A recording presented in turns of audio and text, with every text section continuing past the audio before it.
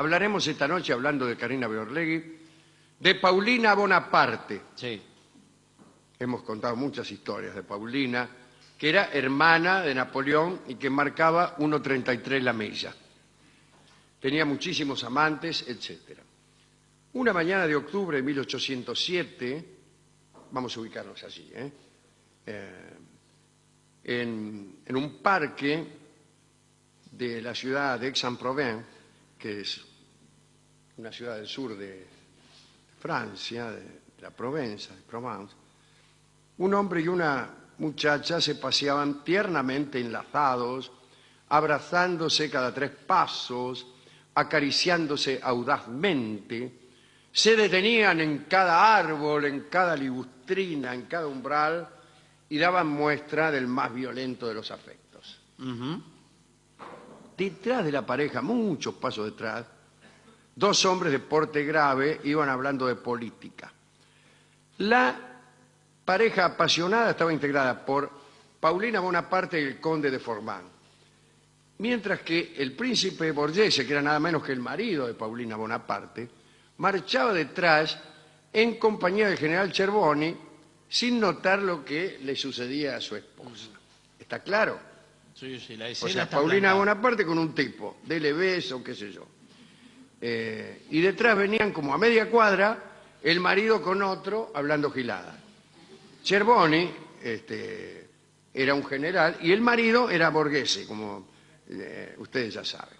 Pero Cherboni, que veía todo, había notado, ¿no?, que la cosa se estaba poniendo más espesa.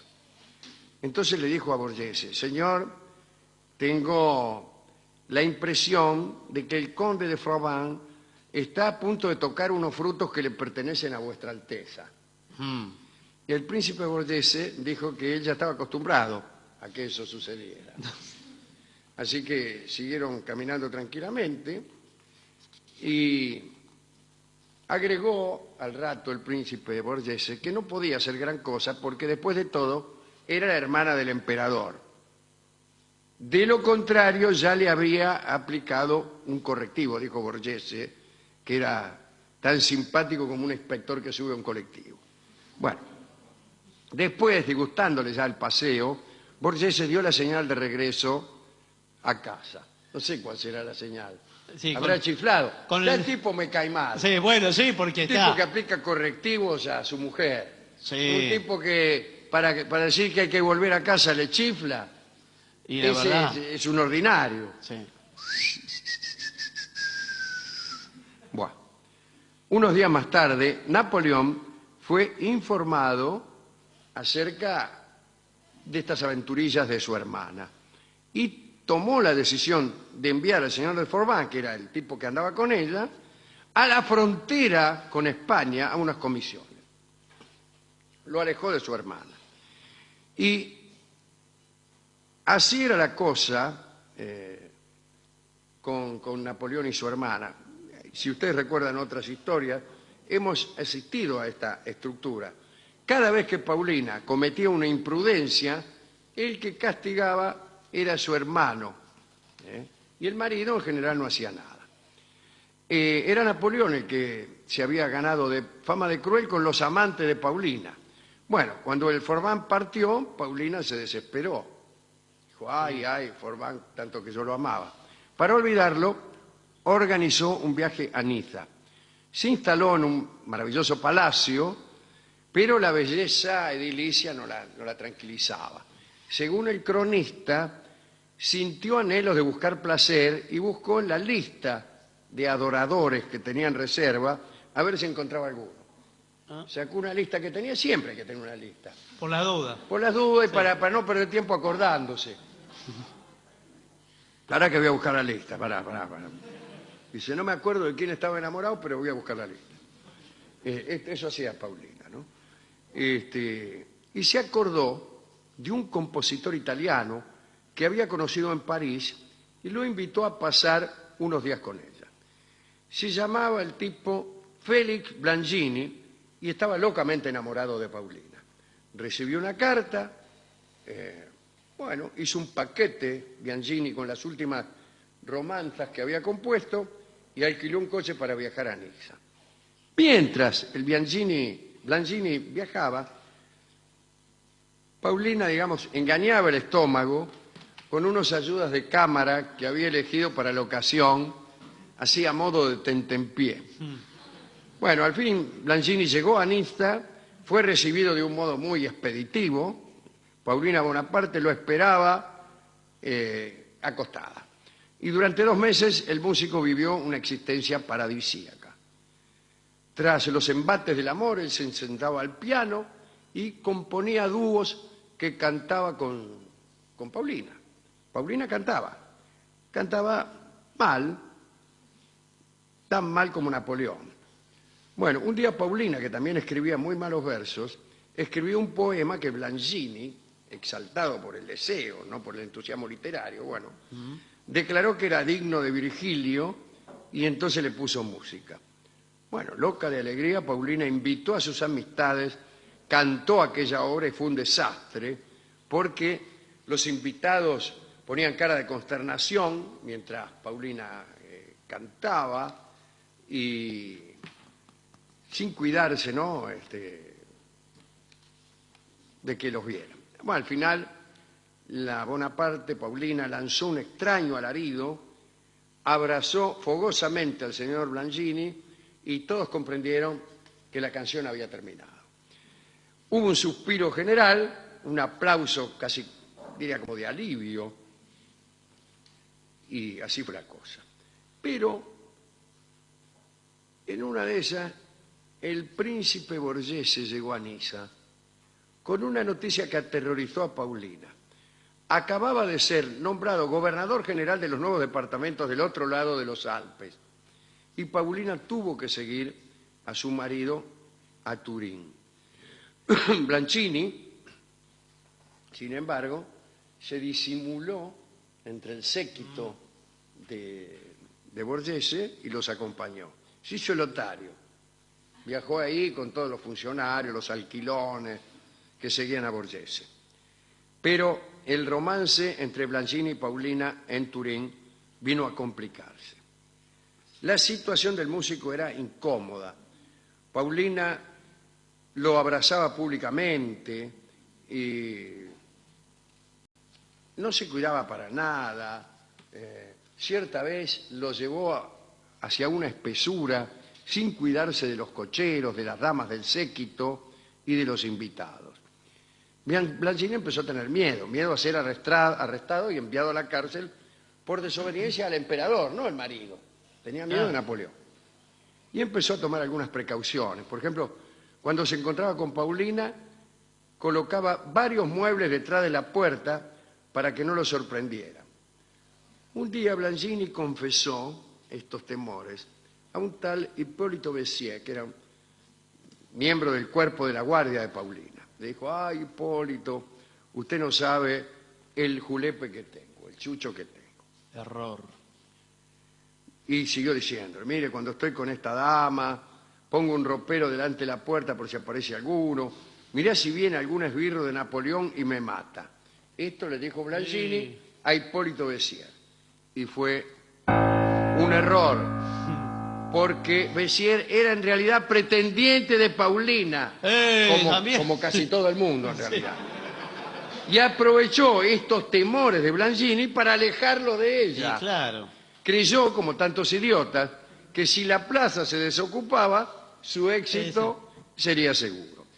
¿Cuántos miserables trabajan, querido Barton, en contra de los novios oficiales, pensando que una vez retirado el novio de turno, el siguiente ha de ser uno?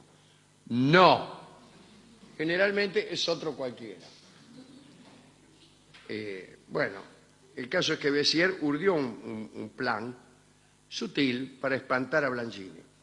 En realidad le hizo creer que Napoleón andaba cerca. Una vez Bessières transitó los pasillos de los aposentos en los que él sospechaba que Blangini y Paulina estaban juntos, y cuando certificó que efectivamente andaban por ahí, pidió a algunos integrantes de la banda militar del palacio que tocaran para él un fragmento de la pieza que solía ejecutarse cuando llegaba Napoleón. Ah, bien. Ahí viene.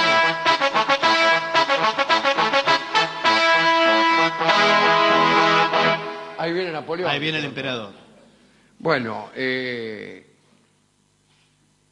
y cuando escuchó las trompetas, imagínese el Blangini, estaba en medio del asunto amoroso, salió rajando. Huyó de la habitación y se refugió en su propio cuarto. Incluso 6 horas después salió vestido de gala para saludar al emperador, que jamás había llegado. Béziers repitió este tipo de molestias que acompañaba con algunas otras, como por ejemplo enviar a servidores a golpearle la puerta en medio del asunto a los amantes, mandarle por los sirvientes o por los mozos colaciones que Paulina y Blangini jamás habían pedido. Aquí está el café con leche con media luna que pidieron. Bueno, en fin, en una oportunidad Béziers convenció a un hombre para que se acercara a Blangini y debía contarle un rumor, y por supuesto inventado por Béziers, ¿no? El hombre le dijo a Blangini que el emperador estaba preparando una muerte cruel para un amante de Paulina y que solo le faltaba saber quién era. Le contó también que una vez que se enterara quién era el amante, iba a ejecutar la condena. El hombre agregó que se decía que el amante era músico. Y Blangini casi se desmaya. Igual, enamorado como estaba de Paulina, el tipo seguía con los encuentros. Pero un día Napoleón citó a Blangini para verlo. En realidad, el emperador admiraba al músico y no estaba en absoluto enterado de lo que pasaba con Paulina. Y lo llamó porque sí. A lo mejor quería verlo, ofrecerle algún cargo. Y Blangini, aterrorizado, pensó que lo citaban para matarlo. Entonces no fue. Salió rajando, huyó de Turín y de Paulina para siempre. Eludió la visita al emperador diciendo que debía dar un concierto en las montañas y no lo vieron nunca más. Desapareció de esta historia y de cualquier otra. Bueno, de ese modo perdió la posibilidad de encumbrarse como músico imperial. Y no está de más decir que cuando Béziers, entusiasmado con el alejamiento de su rival, pretendió ocupar el lugar de Blangini, Paulina lo rechazó. Le dio el toque, le dijo, no. Al menos, dice aquel cronista, acá el cronista que cuenta esto, este canalla de Béziers tuvo la delicadeza de no contarle al emperador acerca de las andanzas de su hermana. Digo, claro, sí. Bueno, por lo menos no le contó. Era lo único que le faltaba. Para mí hizo bien en rechazarlo Paulina. Mirá que Paulina no era muy de rechazar a nadie. Claro, para que te rechazara No, Paulina claro. había que hacer mérito, ¿eh? Y aquí termina la historia de un músico enamorado, pero miedoso. Tenía miedo al emperador, ¿no? Yo lo que nunca entendí es este cuento, no del miedo al emperador, eso sí lo entiendo, pero del miedo a enamorarse que dicen tener algunos, o que aparece en ciertos fingimientos de la relación amorosa. Por ejemplo, a uno no le gusta una persona, ¿no? No le gusta porque no le gusta. Sí. Qué feo. Y entonces, esa persona que advierte en uno, se da cuenta, esa persona que uno no le atiende el teléfono, tiene cierta reticencia, cada tanto huye, se pone evasivo, y entonces esa persona le dice a uno, lo que pasa es que tenés miedo de enamorarte. Y uno no es que tenga miedo de enamorarse, a uno no le gusta esa persona, ¿no? Es decir, uno no tiene ninguna posibilidad de enamorarse de esas personas, y otros usan esto como excusa, acorralados. Mirá, claro, no puedo salir con vos porque me gustás tanto que tengo miedo de que enamorarme. siento miedo de enamorarse, dice el tipo mientras se tapa la nariz, ¿no? Así que yo no creo en él. ¿Usted cree en el miedo a enamorarse? No. Nadie tiene miedo. No.